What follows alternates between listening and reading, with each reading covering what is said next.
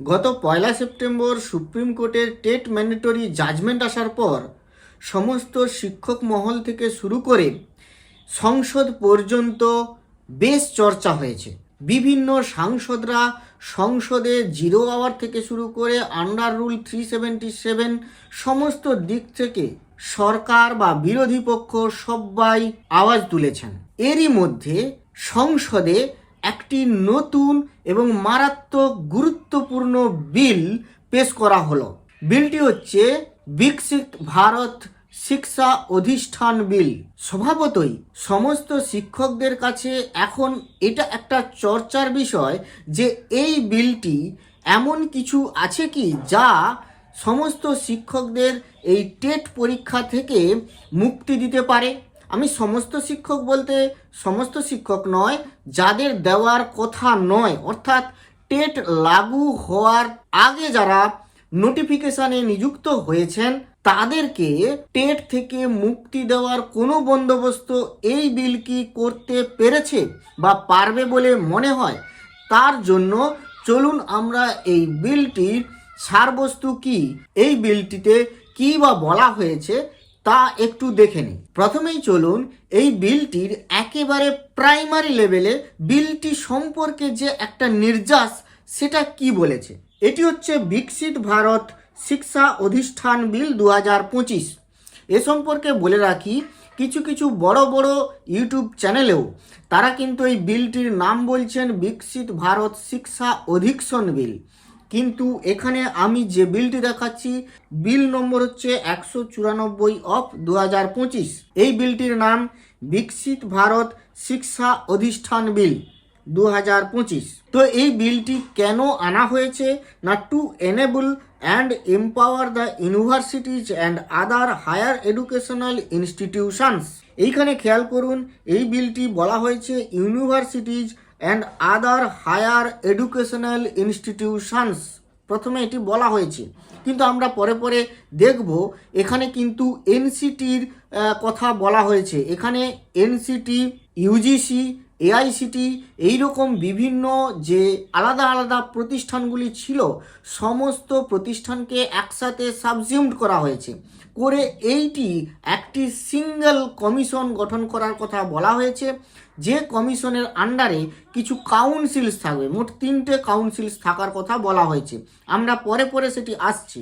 To achieve excellence in teaching, learning, research and innovation through coordination and determination of standards in institutions for higher education or research and scientific and technical institutions, and for that purpose to constitute a Viksit Bharat Shiksha Odhishtan to facilitate the universities and other higher educational institutions to become independent self-governing institutions and to promote excellence through a robust and transparent system of accreditation and autonomy, and for matters connected therewith or incidental thereto।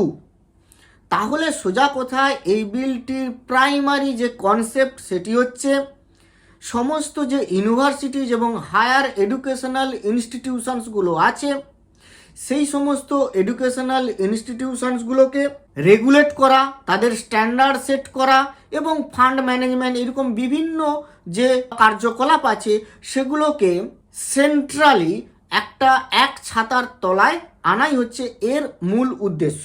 আমরা সেই জায়গায় চলে যাই যে এই যে বিকশিত ভারত শিক্ষা অধিষ্ঠান মানে এইটি হচ্ছে কমিশন, এইটি হচ্ছে মেন কমিশন।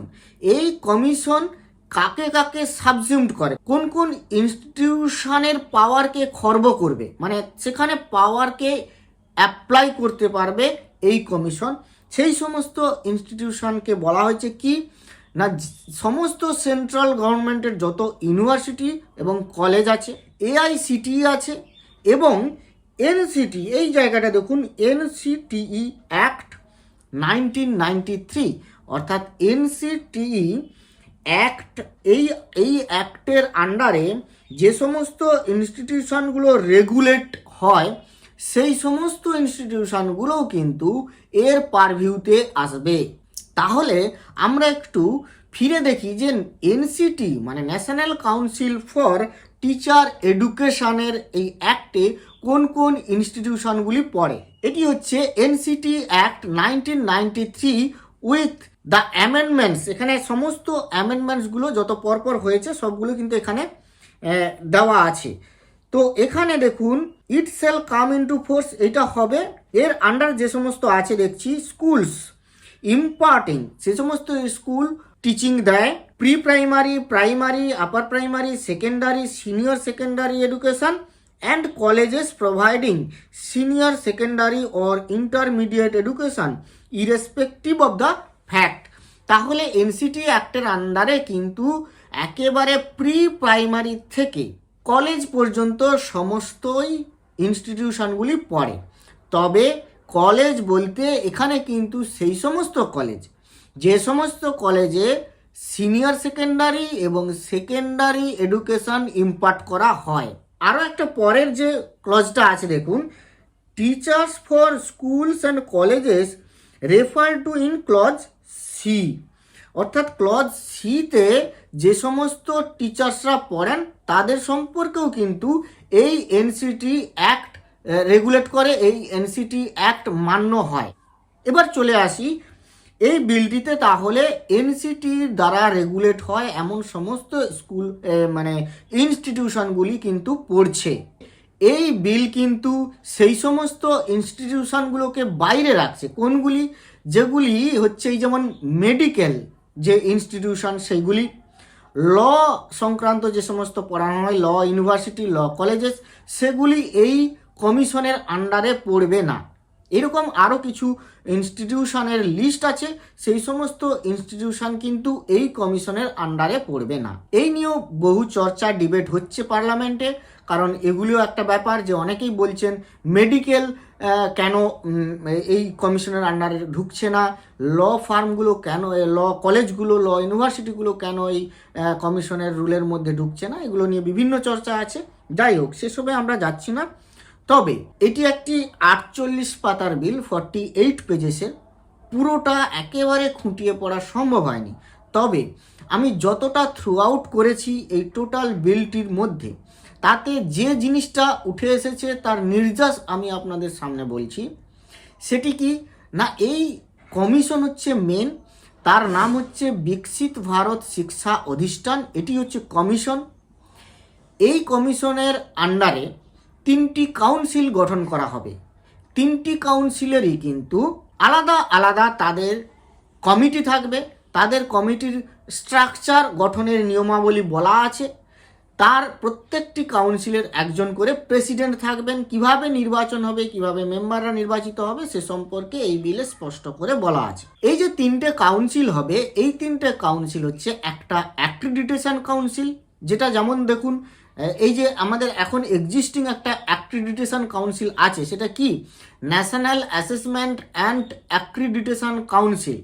এই যে ন্যাক ভিজিট হয়ে যে সমস্ত কলেজকে গ্রেডিং করা হয়, অর্থাৎ তাদের কোয়ালিটি কেমন, সেই কোয়ালিটি বেস করে তাদের একটা গ্রেডিং করা হয়, কোয়ালিটি সেট করে, সেই অ্যাক্রিডিটেশন কাউন্সিল এখানে এই বিলে তার প্রস্তাবনা দেওয়া হলো। নতুন কাউন্সিল যেটা হচ্ছে, সেই কাউন্সিল অ্যাক্রিডিটেশন কাউন্সিল, তার নাম হচ্ছে বিকশিত ভারত শিক্ষা গুণবত্তা পরিষদ। এই নামে নামকরণ করা হচ্ছে। তারা কোয়ালিটি কন্ট্রোল করবে, বিভিন্ন সমস্ত যে সমস্ত কলেজ ইউনিভার্সিটি আছে তাদের কোয়ালিটি সেট করবে, যেগুলো সম্ভবত ন্যাকের মেন কাজ ছিল সেইগুলোই হয়তো করবে। এটা তো গেল অ্যাক্রিডিটেশন কাউন্সিল।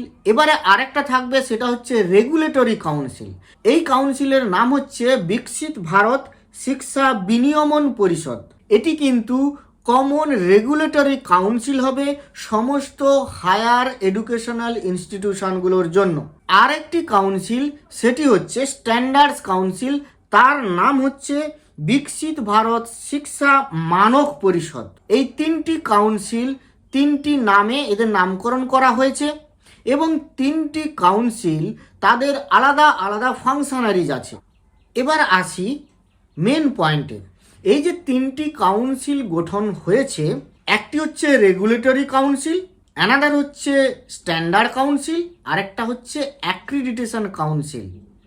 এই তিনটি কাউন্সিলে কিন্তু কাজ করবে টোটালি হায়ার এডুকেশনাল ইনস্টিটিউশনগুলোর জন্য। কোথাও আমি খুঁজে পেলাম না যে স্কুলস এবং প্রি প্রাইমারি বা প্রাইমারি লেভেলের যে সমস্ত ইনস্টিটিউশন আছে তাদের মানক সেট করবে বা রেগুলেট করবে বা অ্যাক্রিডিটেশন দেবে, এমন কোনো বিধান এই বিলে কিন্তু বলা নেই। তাহলে প্রশ্ন উঠছে এখানে এনসিটিকে এই কমিশনের আন্ডারে নিয়ে আসা হলো কেন? আমার যেটুকু মনে হচ্ছে বা ধারণা হচ্ছে, আসলে এনসিটি একটা সেই সমস্ত কলেজের জন্য প্রযোজ্য হচ্ছিল যে সমস্ত কলেজে সেকেন্ডারি এবং সিনিয়র সেকেন্ডারি পড়ানো হয়। ফলে এনসিটির এই ব্যাপারটাকে নিয়ে আসতে হলো সেই সমস্ত কলেজ এবং সেই সমস্ত কলেজগুলোকেও এই কমিশনের আন্ডারে আনার জন্য আমার যেটুকু মনে হয়েছে। ফলে এই বিলের প্রভাব কিন্তু প্রি প্রাইমারি থেকে সিনিয়র সেকেন্ডারি পর্যন্ত পড়বে বলে আমার মনে হয় না। তাই এই বিল কোনোভাবেই টেট ম্যাটারটাকে নিয়ে যে একটা সুষ্ঠু সমাধান করতে পারবে বলে আমার মনে হয় না। কারণ টেট ম্যাটারটা যেটি দাঁড়িয়ে আছে সেটা কিন্তু আরটি অ্যাক্টের উপরে। আরটি অ্যাক্ট এখানে কোনোভাবেই প্রভাবিত হয়নি, এখানে কোনো উল্লেখই নেই। তাই আরটি অ্যাক্টের সমস্ত মানদণ্ড, সমস্ত বাক্য কিন্তু অ্যাজ ইট ইজ আছে। এখন আরটি অ্যাক্ট কিন্তু এনসিটি আরটি অ্যাক্টের নিয়ম অনুযায়ী কিন্তু এমএইচআরডির নোটিফিকেশনের মাধ্যমে এনসিটিকে ক্ষমতা প্রদান করেছিল, যারা হচ্ছে academic authority, to set up the standards of teachers. তাহলে এই জায়গাটাকে কোনোভাবেই কিন্তু এই বিলের দ্বারা এই কমিশন প্রভাবিত করতে পারবে না বা প্রভাব খাটাতে পারবে না। তাহলে অ্যাজ ইট ইজ কিন্তু এনসিটির ওই ক্ষেত্রে যা ক্ষমতা ছিল তাই কিন্তু রয়ে গেল। ফলে আমার মতে এই বিল কোনোভাবেই টেট ইস্যুকে সলভ করতে পারবে না। তাহলে কি? তাহলে টেট ইস্যুর জন্য কিন্তু আলাদা কোনো বিল বা আলাদা কোনো পন্থা আসা উচিত। কিন্তু সমস্যা এখানে, যতই সাংসদরা পার্লামেন্টে বিভিন্ন সেশনে বলুন না কেন, এই বিল আসার পরে এমনকি কোনো বিল আসার সম্ভাবনা আছে যেখানে সেকেন্ডারি এডুকেশন এবং প্রাইমারি এডুকেশনকে রেগুলেট করবে এমন কোনো নতুন কমিশনের ঘোষণা করা হবে? যদি হয়, প্যারালালি, যেহেতু এটা হায়ার এডুকেশন ইনস্টিটিউশনগুলোর জন্য এরকম একটি কমিশন গঠনের কথা বলা হয়েছে, তাহলে প্যারালালি আমরা বা কনসিকুয়েন্টলি বললে আরও ভালো হয়, যে কনসিকুয়েন্টলি প্রাইমারি এডুকেশন এবং সেকেন্ডারি এডুকেশনের ক্ষেত্রে এরকম কোনো কমিশন যদি গঠন করার কথা বলে কোনো বিল আসে, সেটা কিন্তু একটা আশার আলো দেখাতে পারে এই টেট ইস্যু নিয়ে। এই টেট ইস্যুটা সলভ করার মতো তখন ক্ষমতা রাখতে পারবে। তো সেরকম খবর এখনো পর্যন্ত শোনা যাচ্ছে না। যদি আশার থাকতো তাহলে হয়তো আভাসও থাকতো, হয়তো এই শীতকালীন অধিবেশনে এই ব্যাপারটা উঠেছে, হয়তো পরবর্তী কোনো সেশনে অধিবেশনে থাকতে পারে বা এটা চিন্তাভাবনা হতে পারে বলে আমার মনে হয়, হতেও পারে। তাহলে ফাইনালি দেখার যে এরকম নতুন কোনো বিল আনা সম্ভব কিনা বা সরকার কি ভাবছে। তো আজ এই পর্যন্ত। ভালো থাকবেন, সুস্থ থাকবেন, ধন্যবাদ।